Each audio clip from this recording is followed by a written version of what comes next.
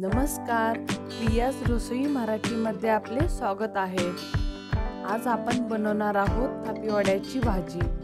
त्यासाठी कोणकोणत्या साहित्याची गरज लागते ते आपण पाहूयात। मीडियम साईजचा कांदा चांगला परतून घेतला आहे, कोथिंबीर घेतली आहे, 2 चमचे खोबरे चांगलं भाजून घेतलं आहे, 6 ते 7 लसूण पाकळ्या घेतल्या आहेत, फोडणीसाठी मोहरी जिरे घेतला आहे, 1 चमचा काळं तिखट घेतला आहे, अर्धा चमचा हळद घेतली आहे आणि चवीनुसार मीठ घेतलं आहे, अर्धी वाटी बेसन पीठ घेतलं आहे।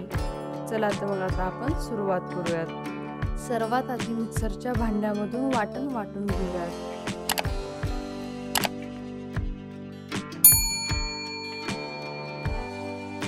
वाटण बारीक करून झालेलं आहे। तेल चांगलं गरम झालं की त्यामध्ये फोडणीसाठी आपण मोहरी जिरे घालून घेऊयात। मोहरी जिरे चांगली तडतडून झाली की त्यामध्ये बारीक केलेलं वाटण घालून घ्यायचं।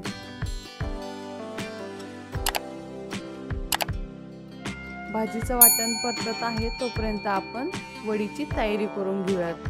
ताटामध्ये आता बेसन पीठ घेतलं आहे, त्यामध्ये आता चवीनुसार थोडंसं मीठ घालत आहे आणि तसेच थोडेसे लाल तिखटही घालत आहे। मध्ये मध्ये वाटण हलवत राहायचे। पाणी घालून पिठाचा छानसा गोळा बनवून घ्यायचा। आपला पिठाचा गोळा बनवून तयार झालेला आहे। आता तेलाचा हात लावून त्याला साईडला ठेवून देऊयात। वाटण परतत आले की आपण त्यामध्ये घेतलेले मसाला, हळद आणि मीठ घालून घेऊयात।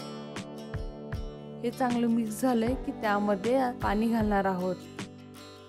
साधारणपणे आपण इथे अर्धा ग्लास पाणी घालत आहे।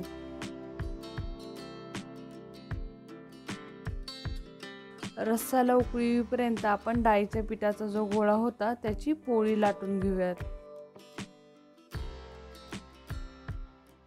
पोळी लाटताना आपण डाळीच्या पिठाचा वापर केला होता। पोळी लाटून झाली की त्याचे अशा प्रकारे काप करून घ्यायचे।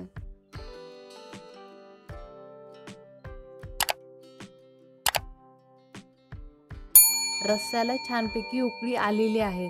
आता तयार केलेले काप आपण रस्स्यामध्ये सोडूयात।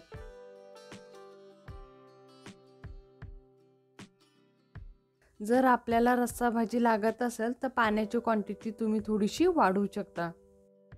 8 ते 10 मिनिट बारीक गॅसवरती भाजी चांगली शिजवून घ्यायची आहे। भाजीला काय करायचं असा प्रश्न पडला असेल तर थापी वड्याची भाजी एकदा तुम्ही बनवून पहा।